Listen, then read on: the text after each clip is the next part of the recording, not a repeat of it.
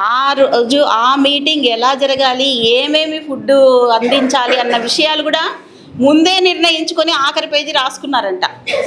అంటే పలానా హోటల్లో నా సంస్పర్శ జరగాలి అని ఆమె ముందే నిర్ణయించుకొని 10 సంవత్సరాల ముందే ఆమె ఆ విధంగా రాసి పెట్టినారు. దీనికి ఇంత డబ్బు అవుతుంది, దానికి అంత ఖర్చు అవుతుంది అని కూడా పేపర్లో ఎలా యాడ్ ఇవ్వాలి అన్నది కూడా ఆమె రాసి పెట్టినారు.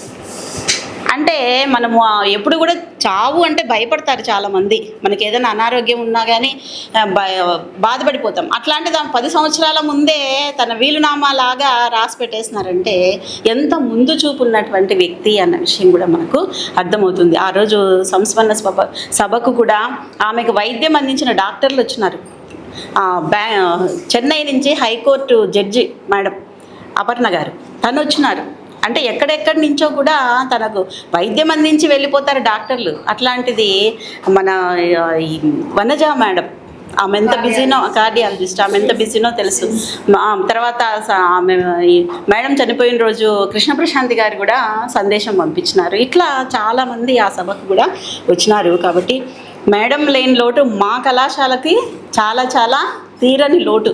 మేమందరం కూడా ఒక మూల స్తంభమే పోయిందా, విరిగిపోయిందా అన్నట్టుగా కళాశాలలో అందరూ కూడా చాలా చాలా బాధపడిపోతున్నారు. ఇంకా మీటింగ్కి మనం ఎవరిని పిలవాలా వెతుక్కోవాల్సి వస్తుంది అని కూడా అందరము మాట్లాడుకుంటున్నాము. కాబట్టి అటువంటి గొప్ప వ్యక్తి మన మధ్య లేకపోవడం అన్నది చాలా చాలా బాధాకరమైనటువంటి విషయము. ఇక సుబ్రహ్మణ్య శర్మ గారితో నాకు మొట్టమొదటి పరిచయము నేను 2008లో డిగ్రీ కాలేజీకి, పద్మావతి కాలేజీకి ప్రమోషన్గా వచ్చినప్పుడు తెలుగు డిపార్ట్మెంట్ కాబట్టి ఏదన్నా చిన్న మీటింగ్ జరపాలన్నా కానీ, ఒక ఇన్విటేషన్ తయారు చేయాలన్నా కానీ ఏ స్టూడెంట్ జిరాక్స్కు ఇట్లా పరిగెత్తాల్సి వచ్చేది. అట్లా కాకుండా నేనే నేర్చుకుందామనేసి డిటిపి నేర్చుకున్నాను తెలుగు. అక్కడ సార్ నాకు పరిచయం. తన కవితలన్నీ కూడా పుస్తక రూపంలో అక్కడ డిటిపి చేయించేవాళ్ళు అనమాట. నాకు అప్పుడు చూసి అనిపించింది, అబ్బాయి ఇంకా కూడా కవితలు రాస్తున్నారా ఇంత పెద్ద ఏజ్లో. నిజంగా నేను ఆ రోజు అనుకున్నా.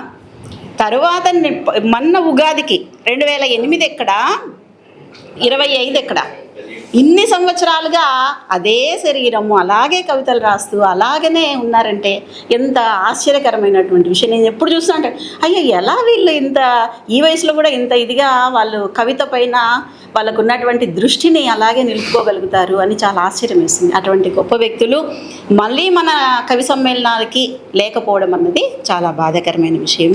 ధన్యవాదాలు.